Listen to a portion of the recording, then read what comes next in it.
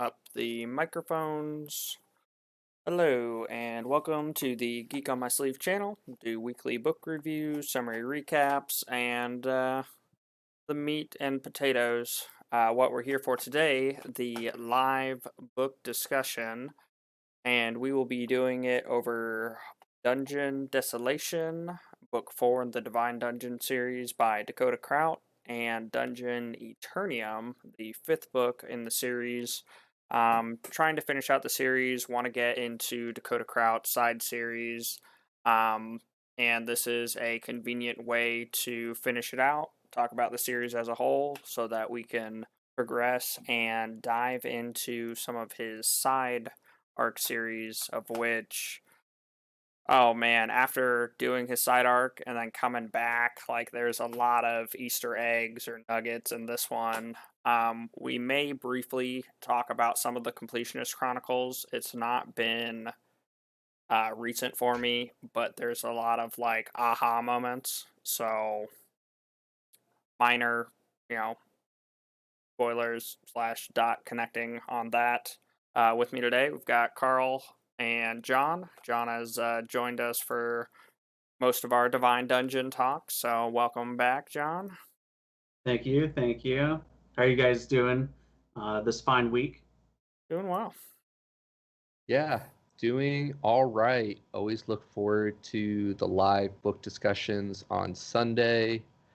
And yeah, good group of guys to get into it with. Oh, yeah.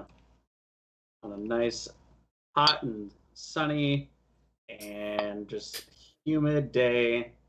Yes. Perfect. Yes. Yes.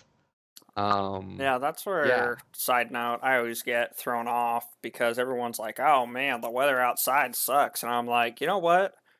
I'm a god in my house. You know, I just hit that thermostat and it's always beautiful inside, you know? That's the nice thing about being the dungeon core of your own domain. You can tinker with the floor layout and the temperature, channel that cool water essence through the air to bring that temp down. And yeah. Um, wow, there's a lot I want to get into with this series.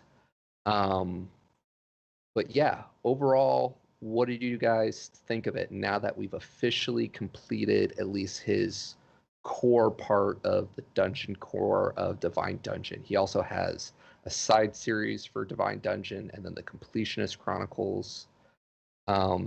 Yeah, John, why don't we start with you, man? This is a newer genre for you. What did you think overall? Overall, I think I would have been satisfied with just reading the first three books. The fourth and the fifth book definitely added on to the overall story. So, like, definitely not dogging on that. But as far as the um, end all be all, like at the end of the third book, it was really just riding off into the sunset, and everything is going to be fine now that Danny's back. Um, but the fourth and the fifth book, I just felt as though like a good majority of the story was just not necessarily either there or just wasn't needed. I feel as though both the fourth and fifth book could have been easily combined into one book, and could have been just satisfied with that, honestly. Yeah, I have some follow-up thoughts with that, but I'm going to go ahead and let Peter take a stab at it next. So, yeah, the series as a whole, kind of a similar feel where the fourth and fifth kind of diverge from our primary, you know, feels. Um, but in regards to what he's doing and how he has multiple series that all interconnects, 4 and 5 are definitely developmental and critical for his Completionist Chronicles. And why 4 was just, in one side, it was very unsatisfying. The fact that, you know, we had all this build up for the Necromancer War, and then it was like, oh, just kidding, madness, Xenocide, and we had um oh, the triple S giant golem or whatever amalgamation, and it's about to wreck everyone, and then Xenocide pops up and slams it into the ground a couple times. It's like, oh, that's over. And so it just like kept transitioning, and then kind of like leading into 5, it was like, okay, so we destroyed the runes. Okay, we're safe. And it's like, just kidding. Cal's gonna destroy us all. And it just like it kept transitioning and more and more, where the other books, we kind of had like a whole book dedicated to overcoming something. So it kept switching around. But in regards to the Completionist Chronicles, like, oh my, like, this is why I want my crossover episodes between books. Like, the way he ties them together and the things that you see from his first series into his next series, it's, oh man, like, the feel is amazing. I really enjoy the world. I enjoy that Cal still is developing his dungeon, adding layers and doing more. It's a little, I almost hope that he comes out with an additional series for how everything is going to play out in Cal's soul space before we get to the Completionist Chronicles, because I feel there's a lot that could be done with the foundation. Yeah, I don't know. Yeah. Yeah, yeah. I am very much on the same wavelength. 4 and 5 definitely have different vibes, but having gone on to the Completionist Chronicles, they very much set up the next series, which I can appreciate. But in a lot of ways, what I enjoyed about the series and the characters I enjoyed in books 1 through 3, we don't get to see a lot of them. And I'm thinking back to some of the characters that we really spent a lot of time talking and gushing over in the first 3 books. There was like Danny and Father Richard, and we really don't get to see a whole lot of either of them in 4 and 5. And then I enjoyed 4, but it's probably my least favorite of the series, and part of that is just how we had all that build up and then there was that bait and switch in the end. um, Coming back through it, I do want to say, like, I appreciate the master more as a character now that we got to see more of him. And as Peter was saying earlier, with the Completionist Chronicles, after having listened to those a couple times and now coming back to the Divine Dungeon, there's a lot of that foreshadowing and nuggets of information kind of tying into the next series. But as a standalone, um, I'm with John on it. They could have been condensed down into one book, and a lot left out. Yet I know a big part of it was we needed to power up and get ready for this next series, right? And I'm trying to think back because Divine Dungeon for Peter and myself was pretty early in our lit RPG journey. And I want to say he really didn't commit to that next series until later in Divine Dungeon. Um, and I'm trying to remember if the first one of Completionist Chronicles came out before book 5 or Or not. yeah, I'm pretty sure Uh, this was one of the series that was staggered between the two. It did like I think you're 3 right. divine dungeons, and then it did a completionist, then it did a divine, and then I thought it jumped back and forth. And yeah, this is one of Hmm. the series that, like, I could see value in going through divine than going through completion, but I could also easily see similar dots connected if you did it by release date. Either is fine. I don't know. I guess we go through the series multiple times, so I almost might recommend going back and forth, doing it by release date. Yeah, yeah. Either way, the pieces will put together. And yeah, I'm with you, Pete. I also think, like you were saying earlier, doing a kind of like lore build in between the two series would be really interesting, because I think at one point Cal talks about how time moves quicker. And maybe one of you guys, remember, in his soul space. Or it seemed like he could fluctuate it, because I remember when the soul portal was open, he was talking about how it hurt even more because it was in an accelerated version of time, but then he manipulated where it was putting people out and it was at a different time. But then through the completionists, as we know, they're on an accelerated time scale while immersed in the game. Right. Oh yeah, that's right. That's right. Yep. Yeah. Out of the two, Pete, which do you like more, the Divine Dungeon or Completionist Chronicles? I am kind of can't beat T-Rex head hands. And so, like, I really like the Completionist because it's got a lot more, I guess, or game mechanics to it. But without the Divine Dungeon, the Completionist Chronicles wouldn't be as epic as it is. I just that crossover episode, I can't really pick one because it's kind of like going fusion ha and not having, not being in sync and the other guy not getting it, because then you don't combine. So yeah. they have to be viewed together.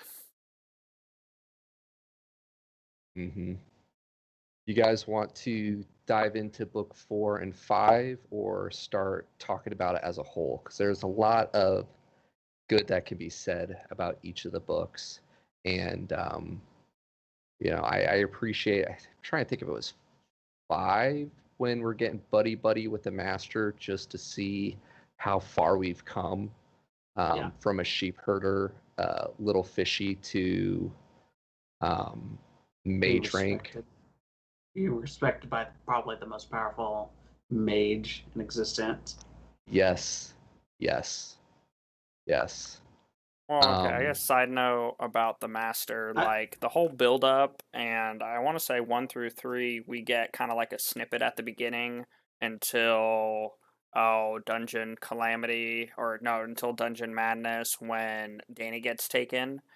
Like we just get a snippet, and then even the bit we get from the master when he's controlling Danny and got her into bands of mana, like he seems like a bad guy, and it's just such a switch and a shift.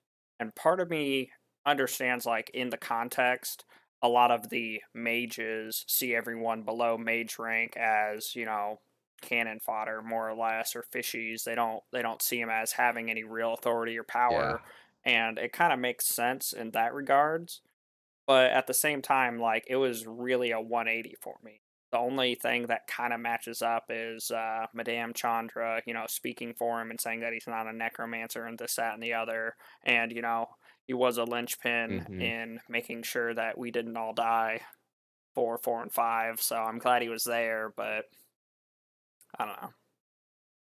Yeah, that was a really weird switch for me as well. Like, it felt off almost. Like obviously, if the first 3 books was like, hate necromancers, despise them, all that stuff, and then all of a sudden, book 5 is like, necromancers, allies. Well, that right. They were allies, and they were also kind of a good way to describe or explain that Cal was sucking the magic out of everything through his ley lines because they lost their connection to their bodies or whatnot, in which, started some infighting, but was also,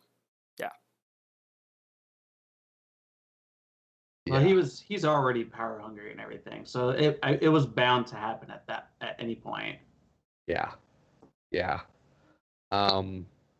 I'm with you, John. That transition, especially the first time I was reading it, really just kind of like threw me for a loop because like all the way up until the end of book 4, it was like, oh man, necromancers are the enemy. You know, we hate necromancers. And then after the fact, Cal's just kind of like, meh. Well, but You know, it's the okay only now. thing Like, whatever. Yeah. in the necromancer's favor is it was Cal's fault that he created himself, because Dale ends up using I'm sorry, I forget the two energies that combine to the infernal and the celestial or whatever. Ends up using Chaos. he that combined to make the chaos. He ends up using one of the spells trying to get the necromancers as they're going through the portal, of which changes it to a chaos portal, of which goes back in time and, creates himself. So it's kind of Cal's fault, kind of. And the fact that the master knew nothing about it. But at the same time, like, it makes a lot of sense in the world where there's a conversation with our Arturian, I want to say, the pillow mage, not pillow mage, The guild master, or not guild, academy. the academy headmaster, where he talks to Dale when he first gets there about the Necromancer War, and how if they had a place in society, then they could end it there once they had something, but due to them being infernal users, most of the world doesn't see them as acceptable, doesn't see them as, there's the majority of them end up doing bad stuff to be able to cultivate. There's supposed to be a short story that's the Master's origin story. I don't know if it's an Audible format, but I definitely would be interested learning more. Yeah. I was reading about it on Goodreads. I think it comes with a box set. But yeah. What were some of the high points for you guys from book 4?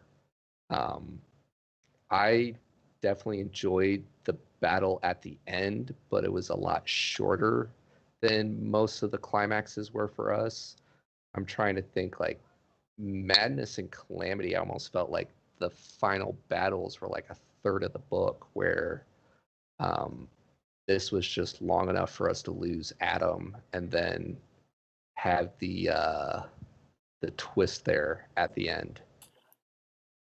Yeah, that twist was like as Pete was saying earlier, it was just like build up, build up, build up, build up, and switch. All right, there you go. There's book 4.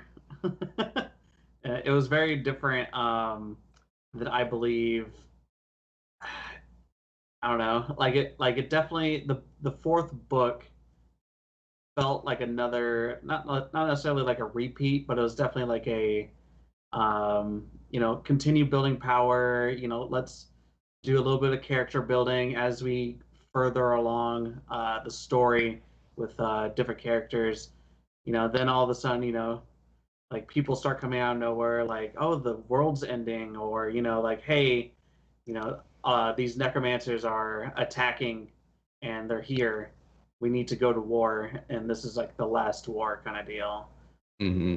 And yeah, I don't know. It really felt, if I had to compare it to anything else, it felt like the second Lord of the Rings movie, where it, like, all that really happened was travel, power up, like a nice big battle at the end.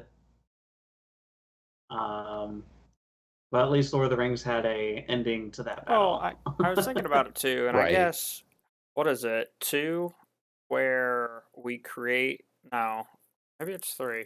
Anyway, so we have 2 necromantic wars or battles that we get into. The first one at the Amazonian capital, and we're fighting them in the sewer yeah, it's 3, because we lose Frank, and then, a bit of build up, we get to the battle towards the end of 4, where we're supposed to be fighting their main thing. So I guess if you smash the 2 battles together, okay, but yeah, it just yeah, transitioned and pivoted a lot. Yeah. I'm trying to Yeah. think of my favorite points. A lot of powering up, a lot of politics. I did enjoy the chapters and sections with Arturian, the Academy headmaster, and I do eventually want to get to his side series that he has out, though I've read mixed reviews Well, about you gotta it. put it into Because context this is very, this is, well, yeah, it's a but dungeon that one core is story, about right? a guy who has a Yeah. bunch of taint who is, 50 years old, and then he slowly figures out how Mm-hmm. to remove the taint over 30 years. Like, Mm-hmm. that's not as awesome Yeah. as, stopping the moon from blowing up the world and saving humanity and a bunch of different races by absorbing them into your soul space. Right. Right. Yeah. Or doesn't he collaborate for that So one as as well? I believe so. It has a different author, so it reads differently. And one of the things that I enjoy about this series, I heard John finishing the series up as well, just all the laugh out loud moments in this book. And that was one of the things I read about the other series. It's not the same kind of punny humor that we get from Dakota Krout.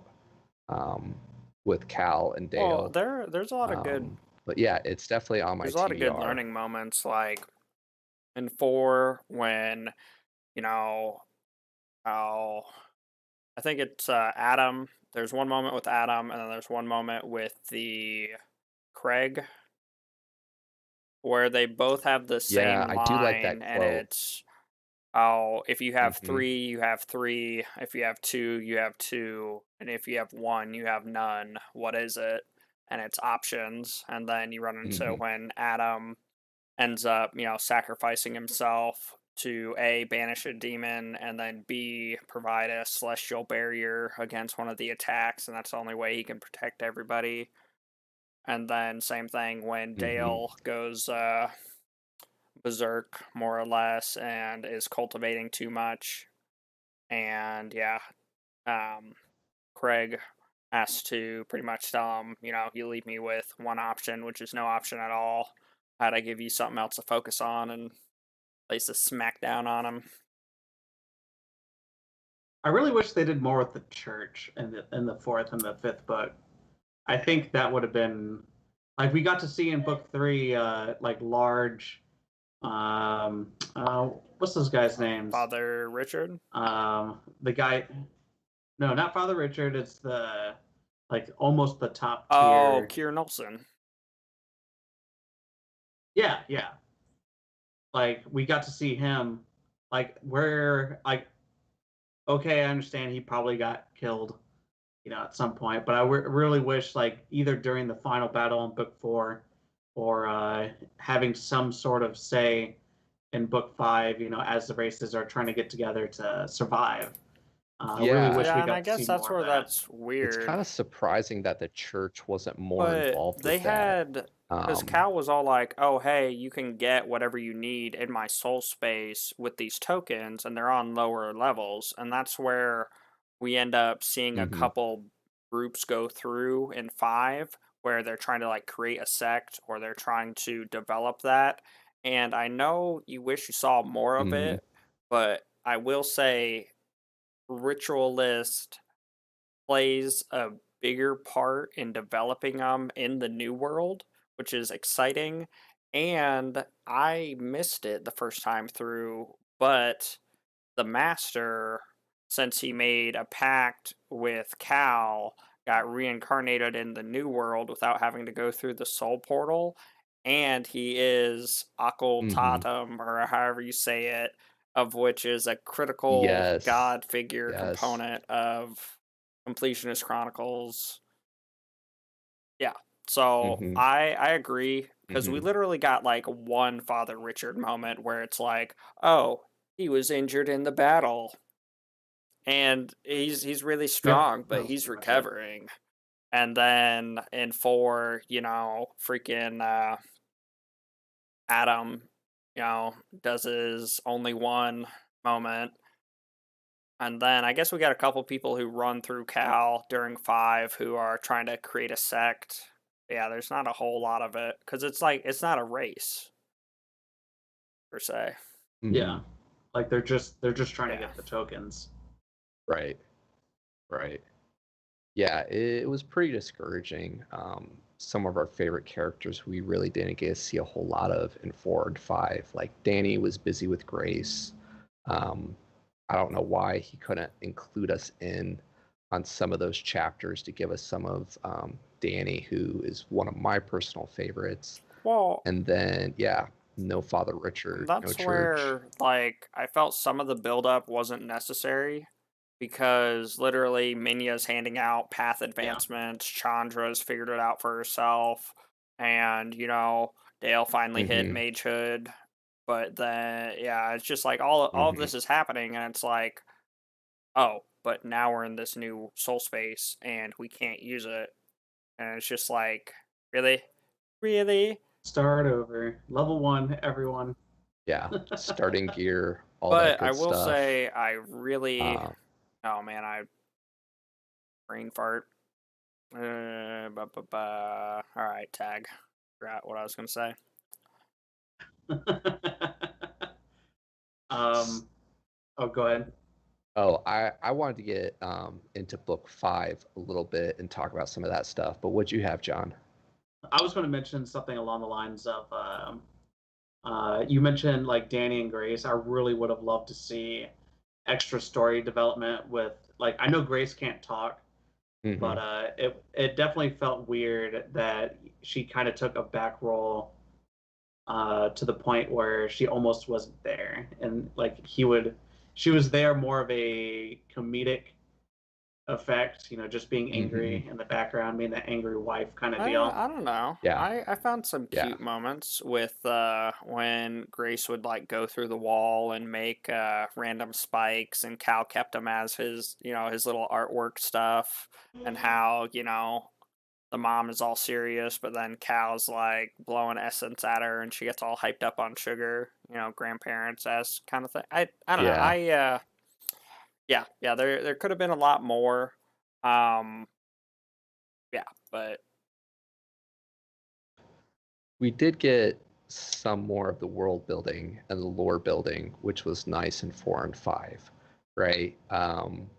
We got some of the bigger questions answered about like how dungeons play a role in the world and the origin of the wisps and yeah. Eternium.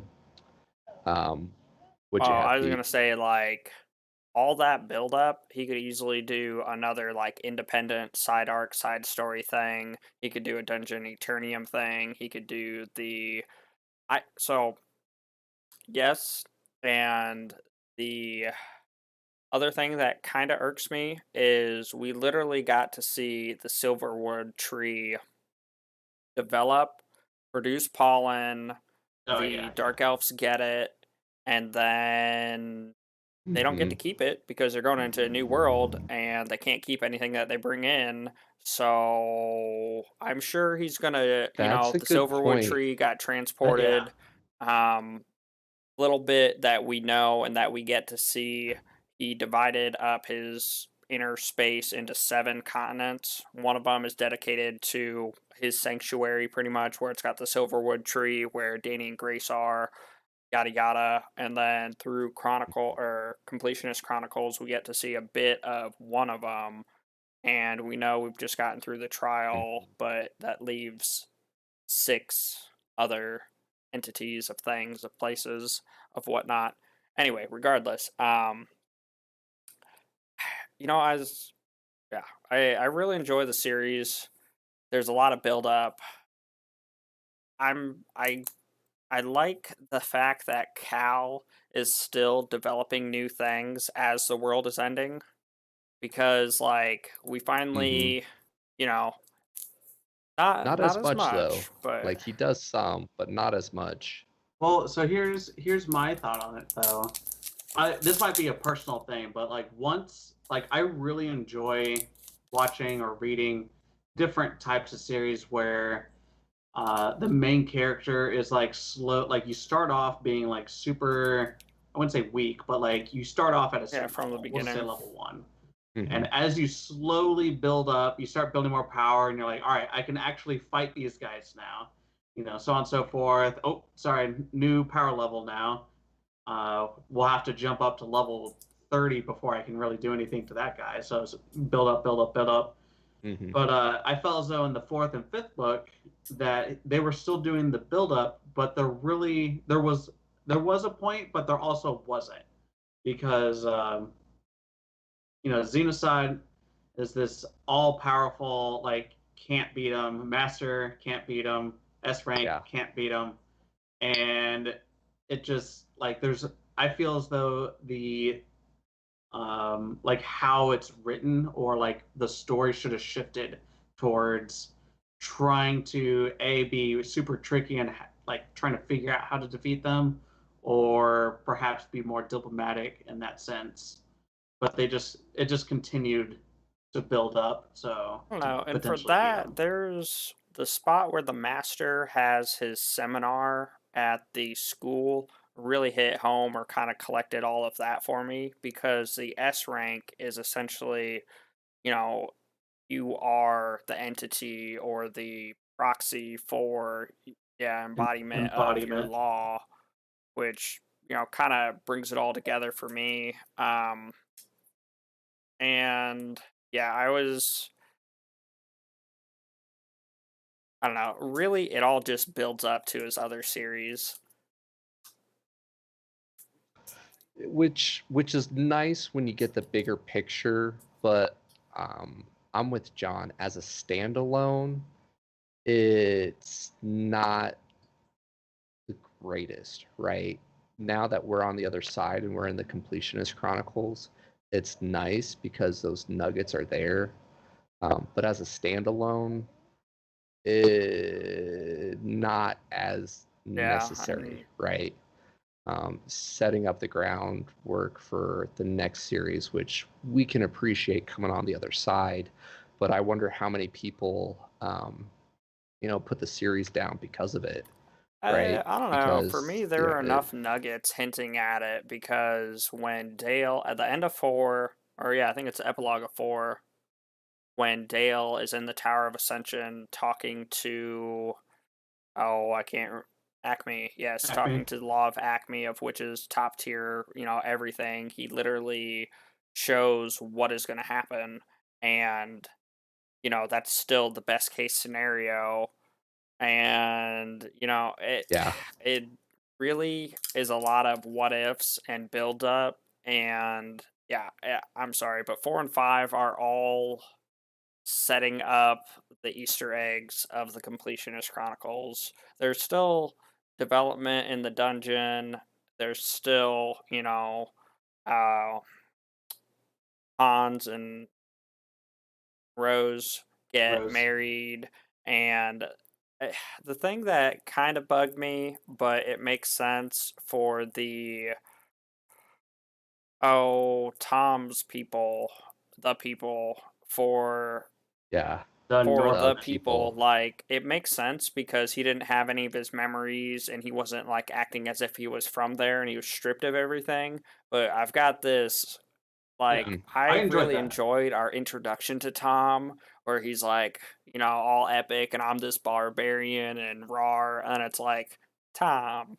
So that was great. I enjoyed that from the other ones, but then after Yeah. in like 5, the whole like going through and honor and new ritual magic, and like I enjoyed that arc a lot, but then for one of them to come through and be like, "Oh, hey, I'm gonna slay all these Amazonians," and Cal to be like, "Oh, well, now that you're, this evil and blah blah blah, now you're a wolfman." And at first I was like, "WTF?" But yet again, it builds into, Wasn't that Aiden? okay, yeah, Aiden, Aiden, yeah, and then it builds into the completionist yeah, very well. And I was a little sad too that our freaking Thor dude, or no, Odin. Odin.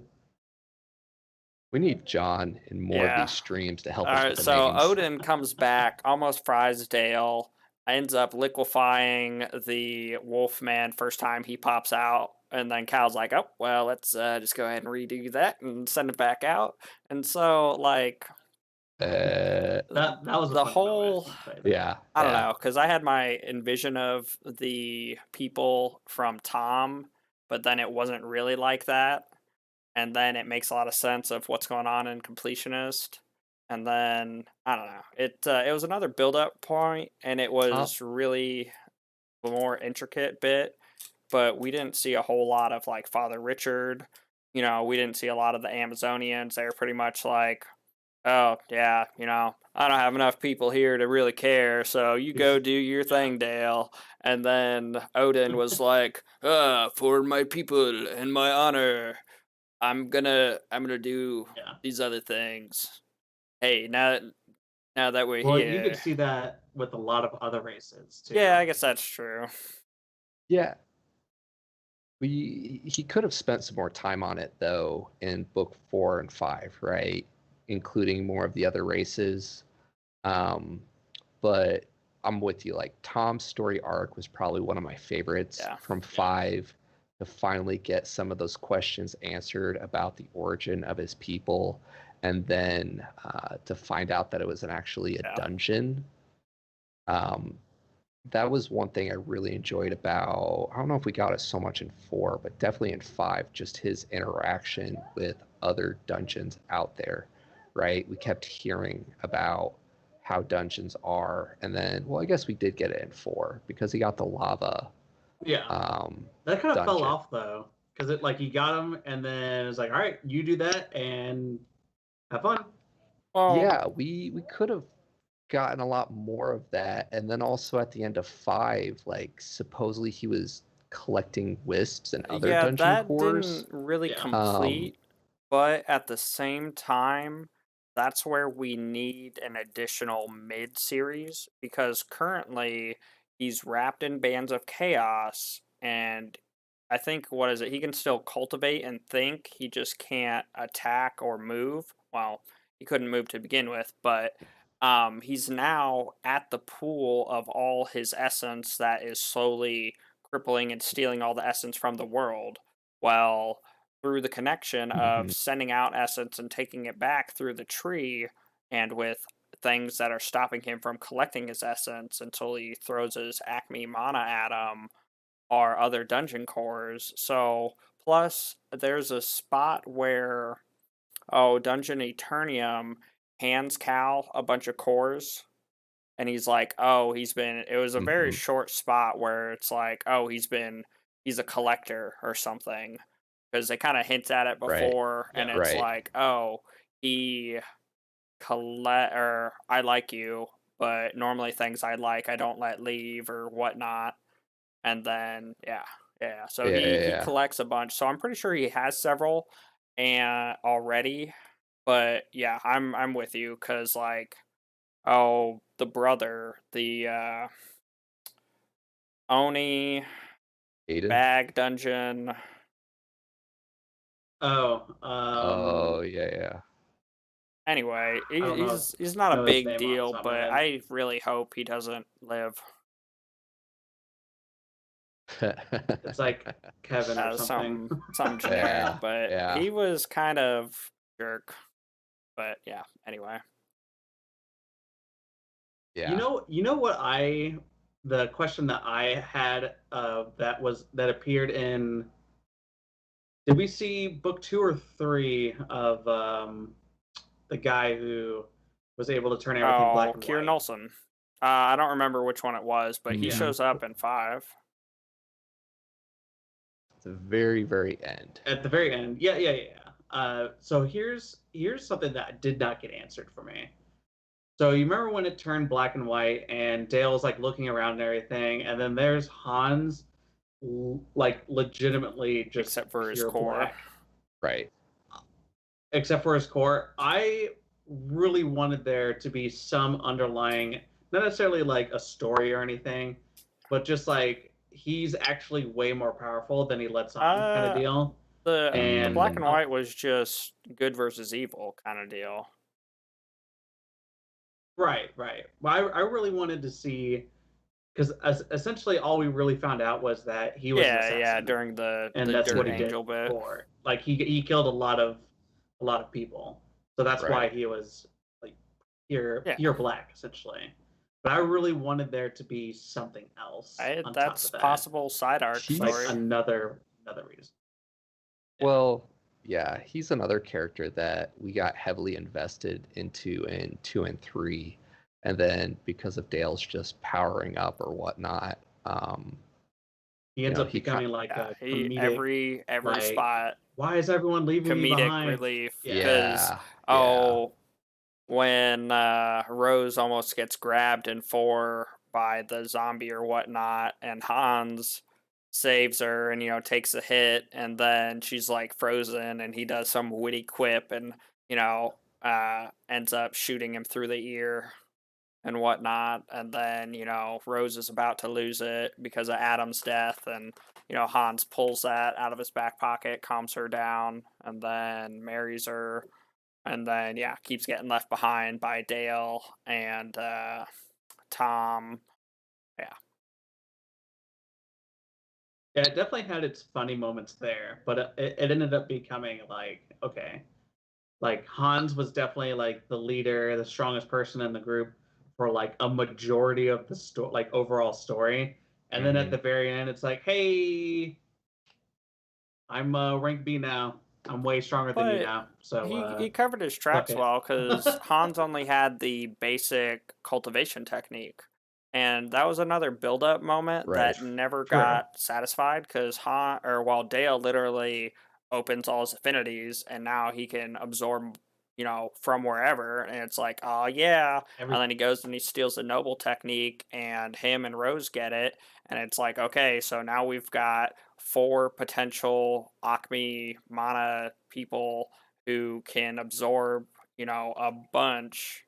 Well, Acme is the mage law that they bind to their mana. So having all their affinities is different. They can't. But they have essentially the ability to do all the cool stuff that Dale does with every aura, every casting, every. Yeah, I'm sorry, I misspoke. Right. It's right. quintessence type deal. Yeah. Oh, there's 6. Yeah. Because it's I like think so. 6 air, different earth, affinity. fire, water, generic, and then infernal and celestial. Anyway, so they got all souped up, and they're about to throw down, and then we end up porting into the soul space, of which we can't do anything that we know of at this point in time. Yeah. John, this is your first time through. Did you see Hans and Rose hooking up and becoming official?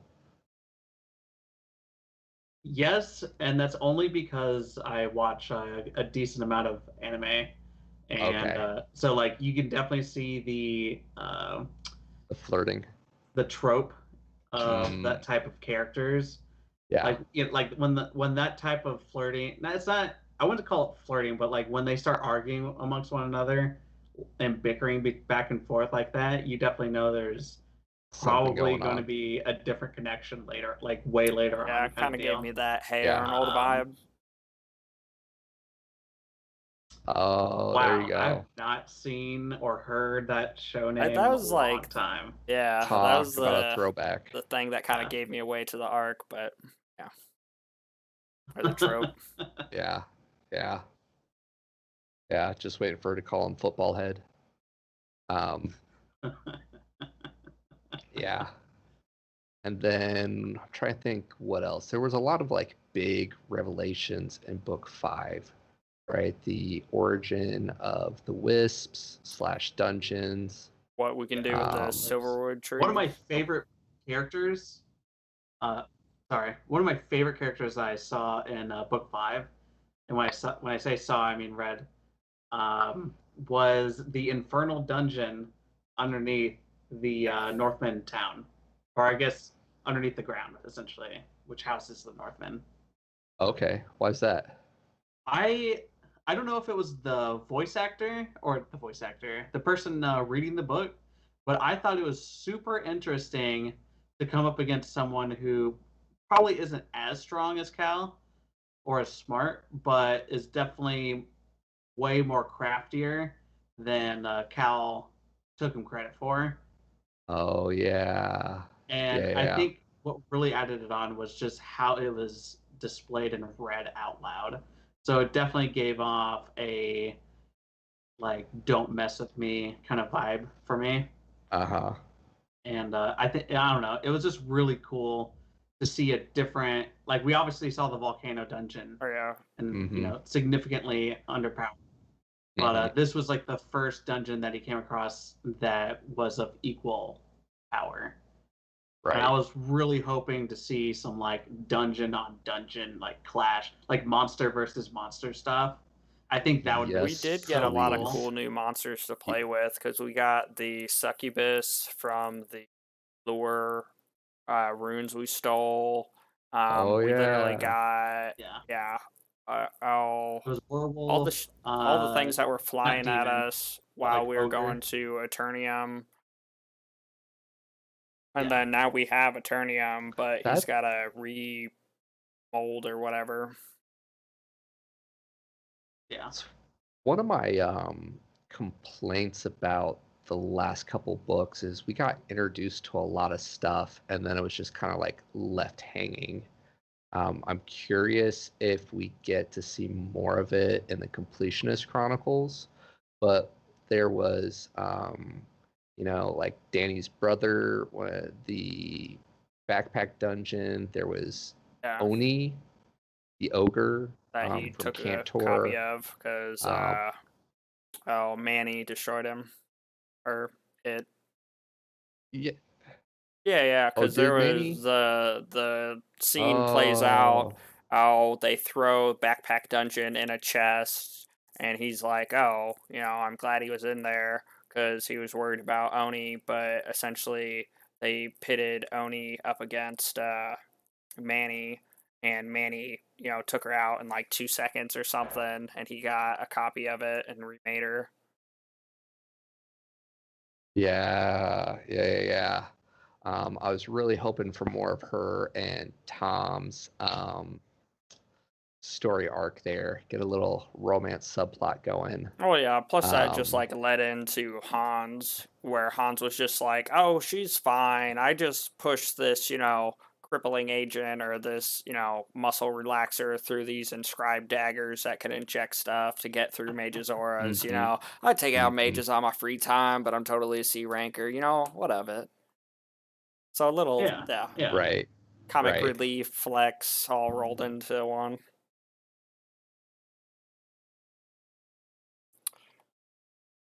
I to go over like an overall story, like character wise, one of my favorite characters was definitely Yeah, Headmaster Artorian.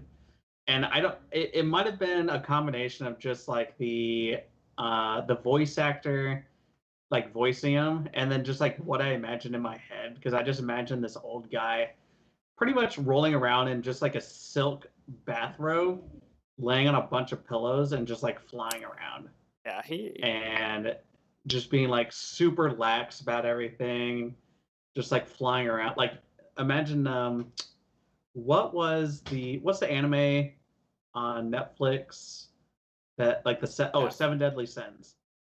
Um, I forget which one. Sloth. I forget his actual name. He rides around on a pillow and like Oh, just King. hovers and flies around on that, like just laying down. I forget his Yeah, King. Yeah, yeah, actual yeah. There you go. elven name or whatever, but yeah, King. Yeah, yeah, I could see that.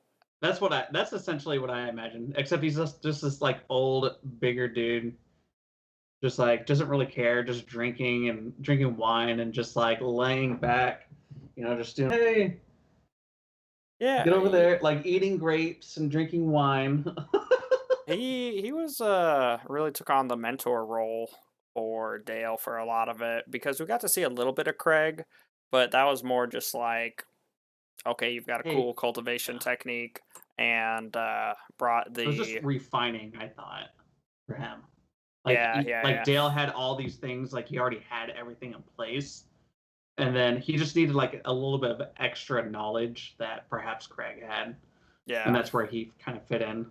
But then Arturian had the conversation about why the necromancers are doing their war as they are, and Yeah, then oh man, he teases it so much, and essentially Dale, almost kills himself from essence loss or whatever, refining himself. Arturian takes him to his house, yeah. gets, saves him, and then Dale talks to Cal. I'm getting there, and ends up giving him his cultivation technique back, and then Arturian hears what Dale says about having a relationship with the dungeon, and then all of a sudden Arturian is in the mage ranks, and we're like just about to talk, or Danny's talking to Cal now, and she's like, "So, what did you get out of the deal? What did you get from Arturian, and why did he need the power?" And it's like, "Oh, he needed it for some rescue mission." Yada yada yada, and like we don't know what that was. We don't know where that happened. There's no relevance to that, and we're like just about to hear it, and then something else happens. I think we get attacked by all the stuff from the sky, and so Oh we yeah. still don't get what Arturian's motives or who he saved or what he did. And then as soon as we get into the other soul space, he's like just about to, he's talking to Cal and he's like, "Oh, I don't really care about all this war and killing people. What can I do to help you?" And this, that, and the other. And yeah, yeah, yeah, yeah. Sunshine and love, baby. Yep. Sunshine and love. And again, like as much as we give constructive criticism on 4 and 5, I still will give a nod of respect to Dakota Krout, that he's trying to set up these other series, right? Because I think the side arc with our beloved Pillow Mage of Sunshine and Love has his own series, and I think that was getting released around the same time, or at least probably in the works, right? So he had a successful first 3 books Or that seemed to that end I didn't. relatively well. Well, even if it wasn't Yeah, yeah, announced, I'm yeah, sure it was in the works, right? Behind yeah. the scenes. So he was doing what he could. And instead of revealing more of his story in 4 and 5, we get that tease. So now we have to go read that series, right? Like Yeah. he does a good job selling more books. I guess, Um, or I guess the Go biggest ahead. thing is there are so many like hype moments that Mhm. don't end, and that's where it's weird because like Yeah. this is the Yeah. Divine Dungeon, this is the fifth book. I don't know if you can ever really say anything ends, but I think Cal asked that same question at one point in the series, uh, but go on. and Was so that like at the like very end? it's Yeah. it's not that it's concluded, and it definitely doesn't feel conclusive because 4 we stop Xenocide from pulling the moon down and destroying us right now and then 5 we end up saving the Northmen, finding out about the Wisp stuff, save most of the races except for the dwarfs that we don't save, and we didn't get any, so I'm kind of sad no dwarfs. But No, there's dwarves in there. well, Yeah, I don't know yeah. A though small because group broke away, right? And they had the guild badges. So, oh, okay, okay, I um, guess we did get a couple They what's his dwarves. name? Mr. Stomach Mage. Barry, Ba- very. Barry, yeah, Barry Stomach. Um, he ended up letting them through because he saw a couple guild guild badges badges. on Okay, them. okay, I guess Yeah. we did get Yeah. that, and that's another person that like, or another thing we didn't get to see the end of because freaking we got the dwarfs in like 1 or 2, and we build up the Mhm. walls to save from the Yeah, cow That's true. horde, and then they're Yeah. like, "Oh, did you know your father stopped, the oh, the well, shut up and take my money reward thingy, and this and that and the other. Dwarves are great at negotiating beer, Right. and then it's Right. like, oh, well, I'll let you do negotiations, but you have to promise to come back and give it to your father. And then it's like, oh, well, that's over. That's done. Yep. No mithril trade routes. No, Yeah. yeah, Yeah, I and was a little disappointed there was no conclusion. we didn't hear any more about our favorite dwarf orc, right? Yeah, he Um, went on a The dork. vacation and oh, what is it, Evan? yeah, Evan the dork. Yeah. You call him a dork. Yeah. That was a little sad. Yeah. I Yeah, there's definitely a lot of extra stuff that he could have done. I feel as though the end of the book was rushed a little bit because I think half of like 4 was like the same thing that you saw throughout 1, 2, and 3, which was like building up the dungeon, Right. learning new things and everything. Then this war, this final war, all of a sudden happens, gets sprung up, Mhm. and then all of a sudden now it's the end of the world, and it's just like, and as that's happening, he's just like, how can I make my dungeon stronger? And I thought it was weird and like different in that sense. but that all pivots because that all of the stuff that he can do outside, we get a glimpse of him playing with Grace at the end, and Mhm. he can manipulate it even finer than he can the real world, which Mhm. it's a pivot into making his next book even better.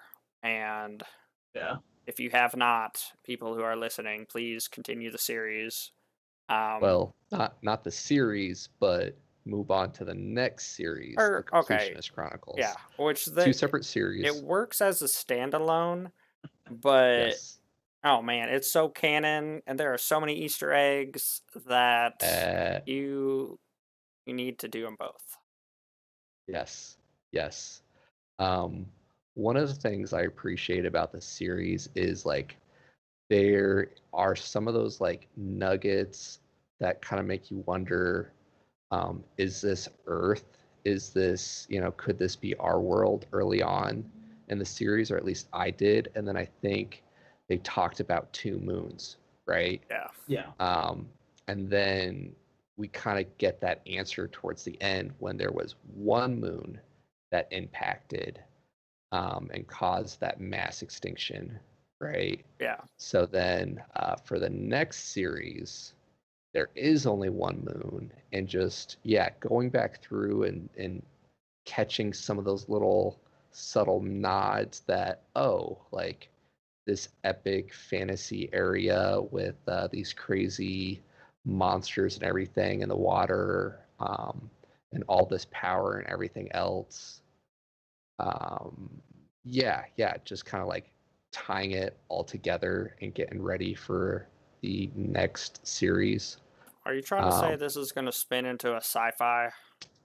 I'm at this point, like, the genres are pretty blurred, right? Yeah, I guess um, that's true. is One's this like is this lit RPG? magic, Is this one's epic like fantasy? Is this science. the real life? Is this Yeah. just fantasy?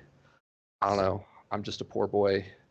Um, uh, what was your guys' favorite character or part of the whole series? Because I'm curious what you guys have to think about that. It could be like a book, like a whole book, or like a certain arc, or like the whole character development of a certain person, kind of deal. Lots of favorites. Yeah. I already said I enjoyed Tom's story arc there in book 5, and kind of bringing that all together. Um, yeah, Boltac, magic is just science that we don't understand yet. Yeah. There we go. It's all one. Um, Gosh. Yeah, I'd have to say Tom's arc as a whole, like from when we first meet him, and there's all that build up and the barbarian and just generic Tom, and then like the Mhm. whole, the people arc was amazing, and finding the other dungeons. Hmm. I would read a spin-off series of Tom. I would also read a spin-off series of Hans. I wish he got more attention early on, Well, I or in the would, later books. and I wouldn't. I would like to know, but you can't go back to fighting, you know, eh, Okay. it's Okay. I like starting from the beginning, level 1 nubs, and Mm. I like advancing, but after I know how powerful they are, it's kind of, I don't know. There has to be a unique way they can tie it all together. Oh, come on. You can't tell me you don't re-roll a new class and character just because you know the potential, I guess right? that's true. It's just Uh, like, how do Hmm. they tie it together? Do they say, oh, well, and then read these chapters from that book, and then, okay, after those chapters are over, and now we're here, yeah. continuation, side arc? I don't know. Yeah. I Well, don't know. It's, How about for you, for John? for me, I think my favorite part, or I think it's really based off of like characters. Um, I think my favorite character arc definitely has to go through Hans. Okay. I think just the buildup that you see and like what he provides to Dale and the rest of some other side characters that you see, his story has a lot to be desired, and I think it really boils down to how I enjoy seeing those anti-heroes, I guess. Anti-heroes. I was Yeah. about to say, you do enjoy the anti-hero. Yeah, because he's definitely the So, type of person I would get super behind in regards to like how he goes and decides like makes decisions in life, hmm and like the opposite of that would definitely be like Dale, who's like overly kind, goes out of his way to make sure other people are safe. I'm like, that's not realistic at all. well, I Like, think there's the only master would yeah, be a I good his. would. one. Yeah, yeah. Because I guess I I don't could know. see His him his arc was because weird. it's not like, oh, Hanzo's 60 years old. Yeah, he grew up in the capital. Yeah, he, you know, was, oh, Assassin. connecting the dots. He was a, what are they in Mistborn 1? People who work the fields. Ska? Yeah, he was a ska, essentially. Oh, God. It would have worked better if it all connected. But anyway, he was a ska. Uh, You know, but like the master has several hundred years, and they keep referencing back to Madame Chandra, and they're like, mhm. it, I'm Her story confused would be fun to because follow. her story, as soon as the Amazonians come, they're like, oh, well, if it isn't the, you know, freer of men and bloody bloody blah, and give out like this hmm long title, and it's like, wait a minute, I thought she was an elf, and it's like, no, Rose is a half elf, but Right, she's an Amazonian, but she's not, and it's like, yeah, right. I don't know. It's like Yeah. dun dun dun. And then she's got her own Yeah. arc with the master, and like we totally get that like bow chicka bow bow moment between the master and her, and she's like, oh yeah, I want to hear your story, and he's like, maybe I'll tell you, and then like nothing happens. That was like the end of the fifth book right there. It was just like I was like, hey, just like some sexual innuendos the entire end of it.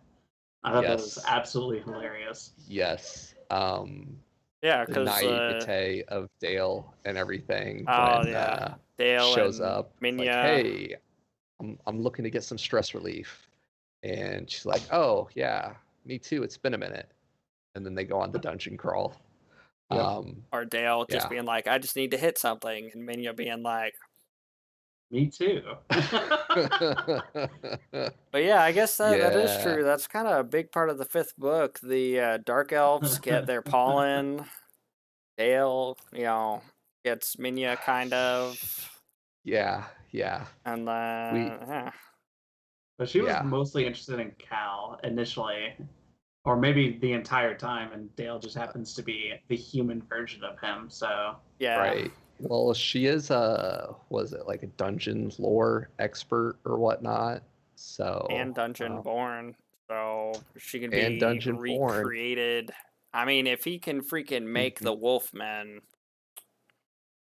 just saying. And if he's now got Yes. his tree of which is growing several dungeon cores, Yes. and if he's literally Yes. absorbs all the power in the world due to his ley lines, we need like a in between series in between Ritualist and Divine Dungeon. But then we also need to finish the Completionist. um, Yes. I was going to say something. I forget what I was going to say now. Another But I'll thing remember it later. that was kind of weird is like we kept up this running theme of the celestial courts that we could see into the boss room, and then like it stopped being a thing. Like he kept moving his tree and him off to the side, and I guess it made sense because all these powerful people kept popping in to say hi, and he was like, "Nope, done with it."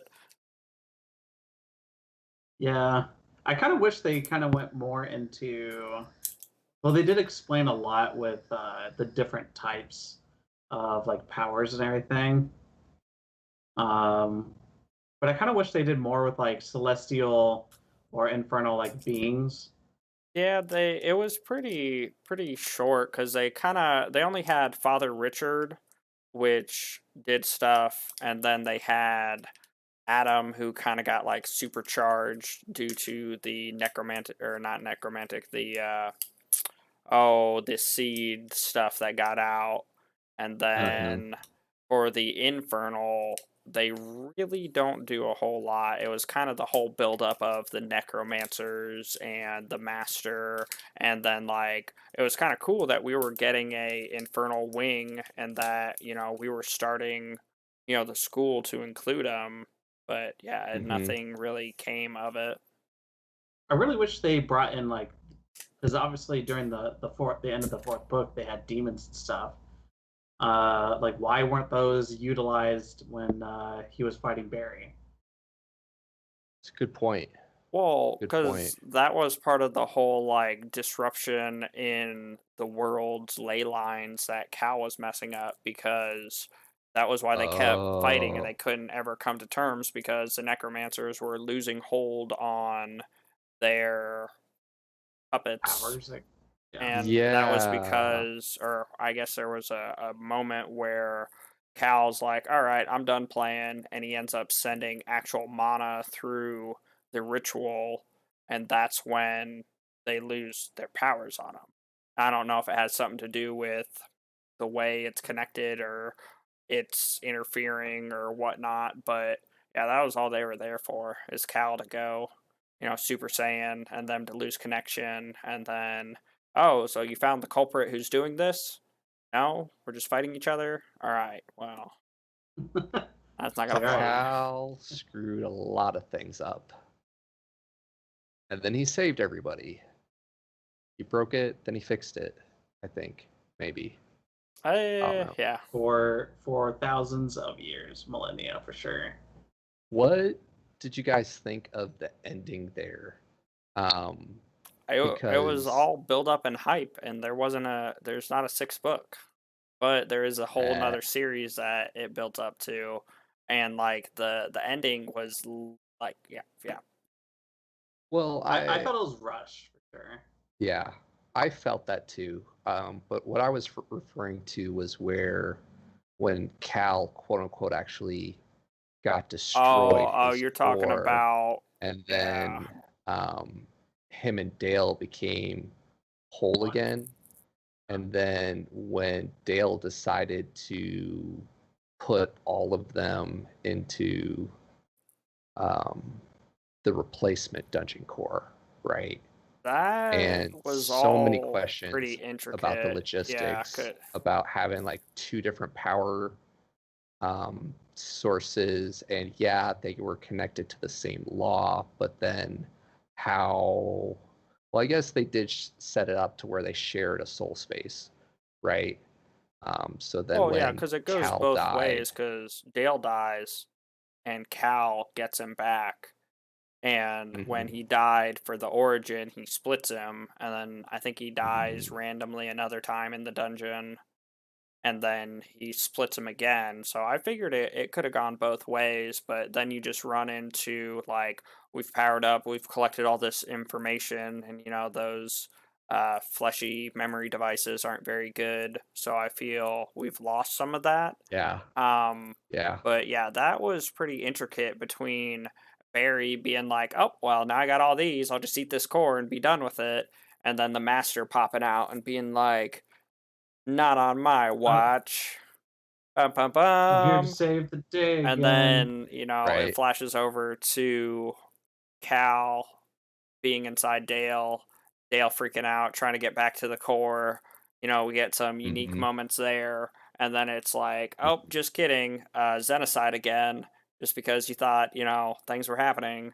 Um, and then Back. right, Kier pops out of nowhere and gets, the even evil villain doing his evil villain monologue about what he's gonna do, hmm and he's like, "Oh, good. hmm Guess you don't need this." Boom, and it's like, okay, cool, yeah, cool. We're surrounded in bands of chaos.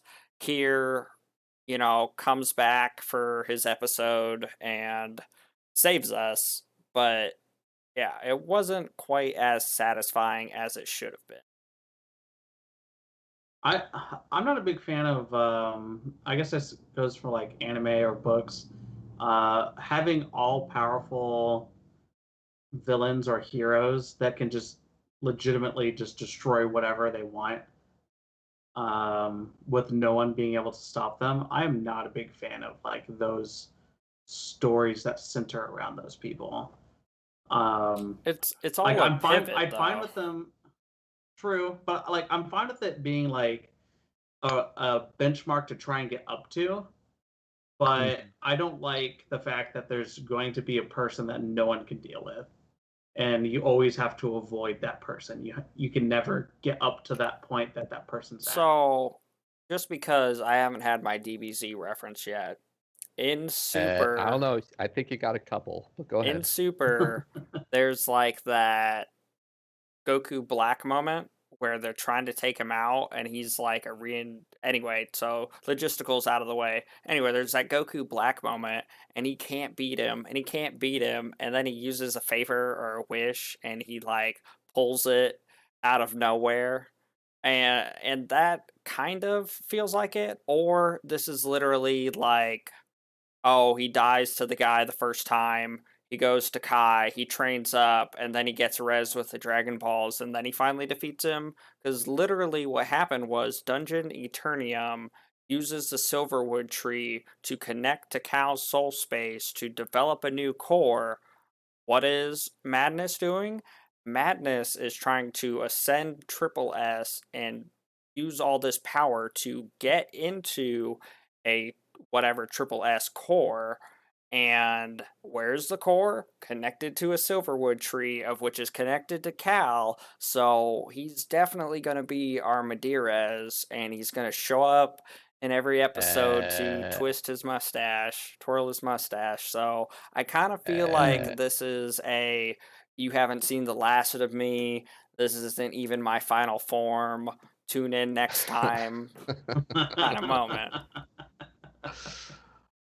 yeah, I could definitely Hmm. see that. So I just Yeah. I need Yeah. my crossover episodes, and we're on our next series. And I've seen they pretty much tell you because the master's like, "Oh, I'm so weak because I came into here, and I made this deal, and so did Barry, and that was like, oh my, ba ba ba ba ba ba."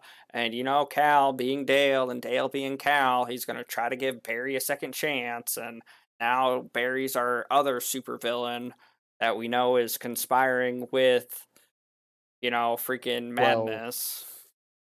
I remember us doing a bit of theory crafting before we really got into this series with the Completionist Chronicles, and I don't want to do too many spoilers there, but we already established who the Master was in the Completionist Chronicles, and we know his power level, and we But know that there's a couple he other isn't at that people power around level. his. Well, yes and no.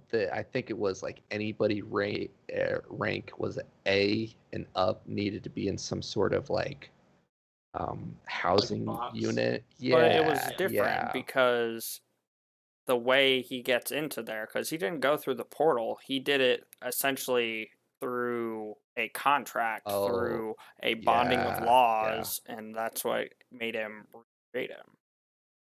Him and Mr. Stomach. Yeah. So, yeah. Wait, was it said that Acme is the top tier? I thought he was number 2. No, he's the very top because Cal, when he goes on the ascension, essentially gets to the final ring where it's like madness, love, something else, and whatnot. And he gets to the final ring, and then it looks like there's no ceiling. And he's like, wait, they're still split. There's still another division. And yeah, he has the whole like Oh, maybe that's right. he gets up there and Mhm. he has the whole conversation with, oh, it seems like, my kids or the people below me really enjoy being active in the world today. I don't have any S rankers. I don't have any, say in the world. It could be fun to go out and play and whatnot. And yeah, so little Yeah, too strong. But yeah, yeah. it's above madness. It's above love, which but Jesus, isn't that the top three? We had S rank, Yeah, or I guess we didn't have. Madness was right underneath Acme, I Yeah, thought. yeah. It's Mhm. madness, love, and there's a third one which I'm pretty sure we have because we have Arterium as love, Pillow Mage as love, madness or Xenocide as madness, and then I'm pretty sure the Master was supposed to be our third. Anyway, Could be. Was that Justice? then maybe that was. Well, I'm pretty sure Kier Nelson had end credits roll for him. Yeah, yeah. Um, Total of 721 floors. Um, yeah, they don't have that part of the wiki updated. Wish I remembered what the third one was. Those fanboys watching this later, let us know in the comments below. If we think of it, we'll try to toss that in there. But yeah, yeah. All in Here we go. all, It's Creation.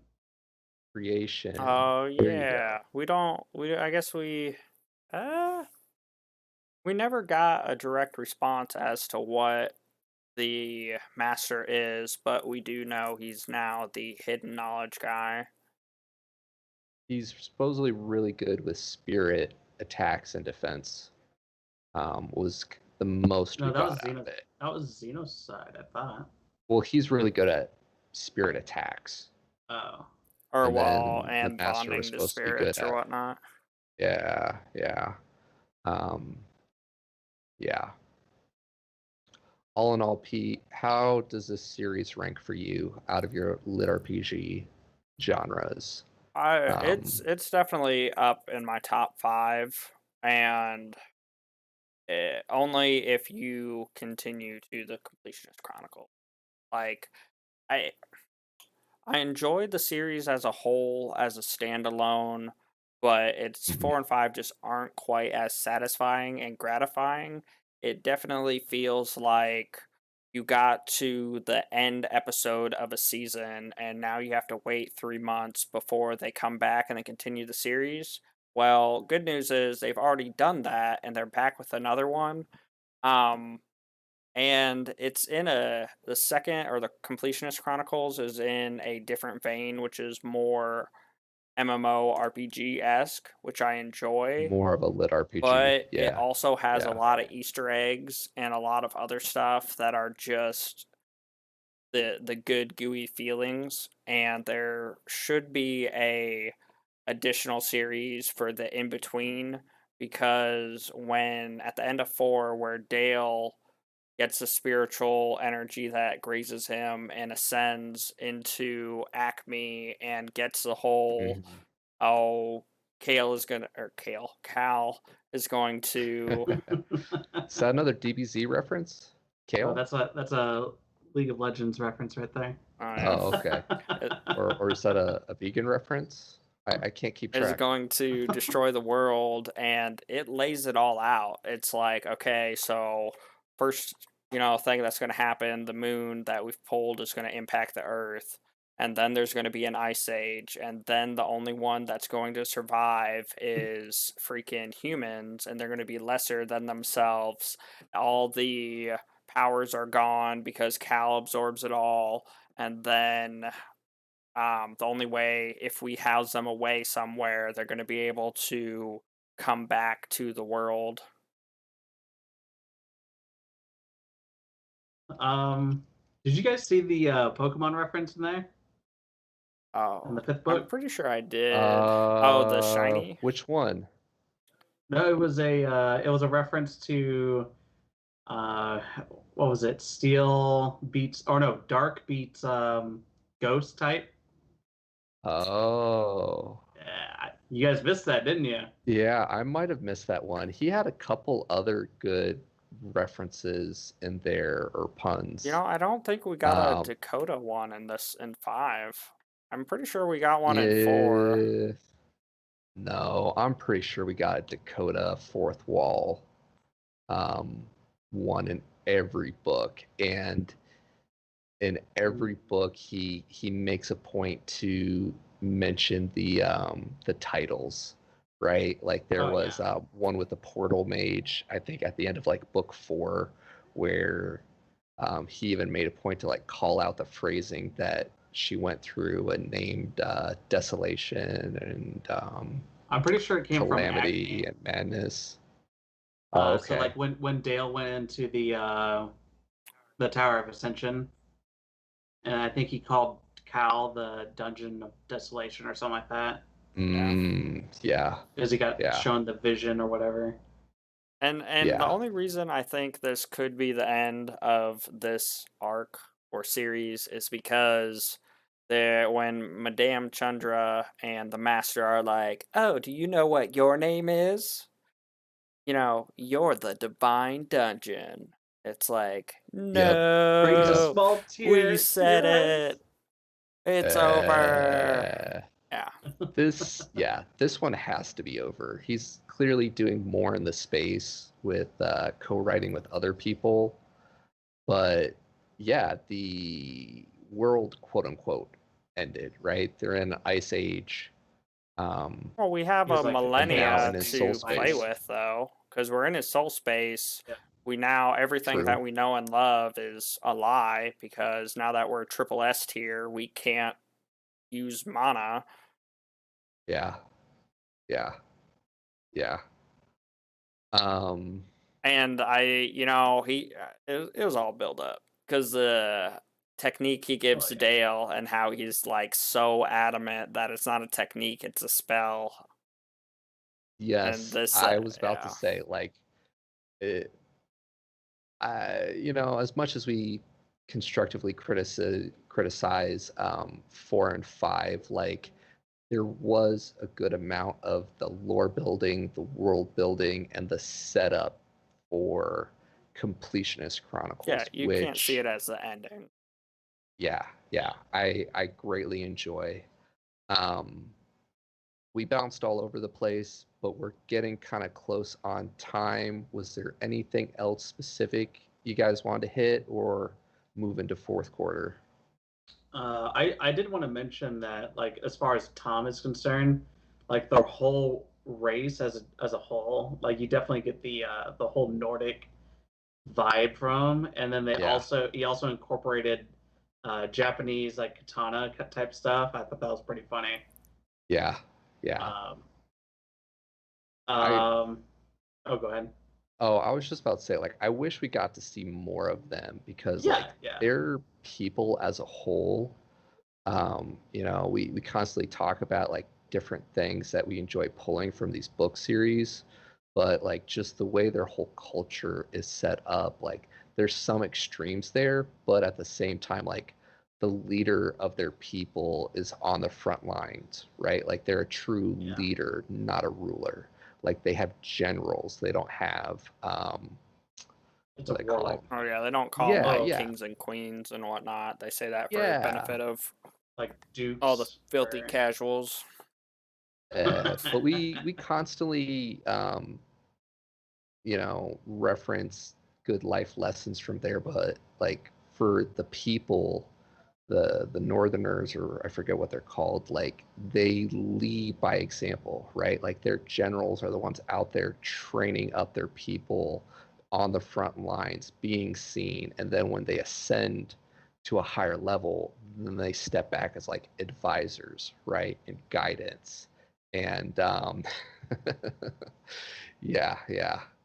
um Also, the whole like nobody stands by their word until they reach magehood because then their mana binds them to whatever they say. But yes, this yes. class or race or whatever as a whole pretty much embodies my word for my life. And then Hmm. they freaking decided to kill all the Amazonians, and now they're wolfmen, but not really, but kind of. Wolf, Not not all of all of them. them. So I'm a little sad. we had to add an extra race in there as now they're wolf people. Yeah, Because yeah. you got all manners of elves, wolf people, dwarves, humans. Is that it? Are those all the races? There were Oh, dark different elves. subclasses of Did we elves. get any high elves? Um, Because the only one I remember seeing was mhm. Barry, and then he No, couldn't go No, through. there were high elves. they paid tribute and went through. Yeah. It was the dark elves that supposedly weren't going to be allowed to, but they ended up going in when he was at some meeting or something Yeah, like I guess that. that's true. Um, yeah. So, John, now that you've finished the Divine Dungeon, are you satisfied? Are you interested in potentially moving on to the next series to see what it's about? Um, where are you at? Going to take a break, check out some different series? Um, it's definitely going to be on my radar. I don't know if I'd immediately go into the next series, but it's Mhm. definitely something that I'd be wanting to do at some point in the future. Um, but I feel as though like right at this moment, there's going to be other series that will pique my interest, and then when I'm done reading all those, then I'll probably come back and be like, oh yeah, I remember that. Good times, Oh, good on memories. on the to be read but not immediate. Yeah. Um, yeah. well, and that's where it. I think he did good and bad because like each of the series can be a standalone, and he Hmm. never straight up says but derp derp derp derp. So you don't know that they're connected. But the fact of the matter is, like, He never says what? Derp, derp, derp, derp. that probably wasn't the correct sound effect. It was more like a shing or a da na na na or Oh, there you a go. this isn't even my final form Yeah, moment. But yeah. yeah, so they have to be combined. With our powers Yeah, combined, I missed we that one. get a full story. Um, yeah. So, final thoughts. Definitely one of my current top 5 series for lit RPG. Pete said the same. John enjoyed it, though we all have some critiques of the last 2 books. Peter, what do we have going on next week? So yeah, oh, there we go. Pretty much we are changing our time, right? It's not going to be 8 p.m. Eastern. Next week, we're going to be at 5:30 p.m. Eastern. Okay. And yeah, So yeah, ready to go. we just did 30. We're going to Ready Player One. Apparently 5:30 Sunday. It is going to be a little different because we're going to do the book and the movie together. Gonna talk about the good stuff, the bad stuff, the ugly. I guess it's all rolled into one. And yeah, I really like the book because it's a great introduction potential to lit RPGs as a whole, and it means a lot of like there's a lot of potential. I have those feels where like if we build it they will come, and then currently what's going on in the world today, like I would almost take the philosophy of this and like rewrite it and give it to the people in power, because like how much do you really spend on sending your kid to school through the government money and government funding, and how much does an Oculus Quest cost? Like, anyway, Uh, amazing series or amazing book because it is only one, and here's the kicker: we have officially had an announcement that Ready Player 2, just kidding, Ready Player 1, Book 2 is in the works. no, it's Ready Player Two. Oh, is it? It's actually titled Ready Player Two. Supposedly supposed to come out November Um, 24th. Yeah, this year. So that So one, lot of hype, a lot of good stuff. yeah, great time to reread the book, rewatch the movie, come hang out with us next weekend. Um, this is another one that I felt ended well as a standalone. I was So satisfied with the ending of that. Yeah. yeah. So I'm really curious to see which direction they go with Ready Player Two. Um, really looking forward to doing some speculation and theory crafting there. Um, yeah, And yeah, then yeah, after yeah. that, that is next Sunday, Ready Player One. After that, we're going back to Brandon Sanderson. We're going to open up with The Way of Mm. Kings. It's a pivot for us. It's not lit RPG. It's yeah, amazing series, and we're hoping to get current with it until November again when fourth book of the Stormlight Archives comes out. So yeah, that's these we finished off the series. Sorry for people who weren't with us. Ready Player One is a short book, is easy for people to catch up with, be current. Brandon Sanderson's Way of King is kind of on the long end, but if you start now, you've got 2 weeks, you can get current with us, join us on the journey, and yeah. So shrinking that down, that is where we are at for moving forward.